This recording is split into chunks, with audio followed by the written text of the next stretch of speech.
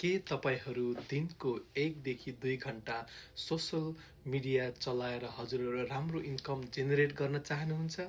के तपाईहरू घण्टौं घण्टा काम गर्दा पनि पेचेक टु पेचेक बाँचिराख्नु भएको छ? के तपाईहरू आफ्नो बालबच्चाहरूलाई घरमा छोडेर दिनको 10 देखि 12 घण्टा काम गर्दा गर्दै पनि हजुरहरूको कुनै सेभिङ भइरहेको छैन?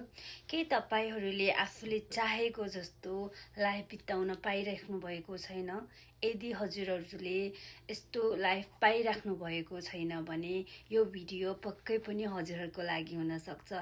अन्तिमसम्म स्क्रोल नगरिकन हेरिदिनुहोला। नमस्कार, म चाहिँ सन्तोष रावत, ओरिजिनली फ्रम नेपाल हुम्ला। अहिले चाहिँ विगत 9 वर्षदेखि अमेरिकाको मेरील्यान्ड स्टेटमा बस्दै आइरहेको छु भने। नमस्ते, मेरो नाम क्रिस्टिना तामाङ, मेरो घर हुम्ला हो भनेदेखि मेरो माइत चाहिँ काभ्रे रहेको छ।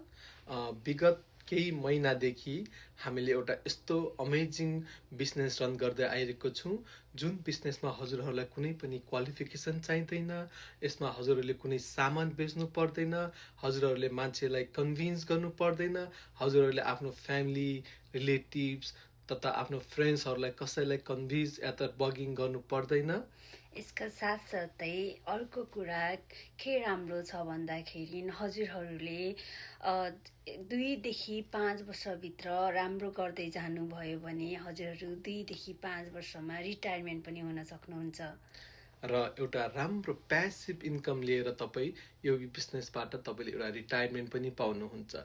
र यदि हजुरहरू पनि आफ्नो लाइफ चेन्ज गर्न चाहनुहुन्छ भने हजुरहरू दिनको 1 देखि 2 घण्टा सोसल मिडिया चलाएर इन्कम जेनेरेट गर्न चाहनुहुन्छ भने we are here to help you.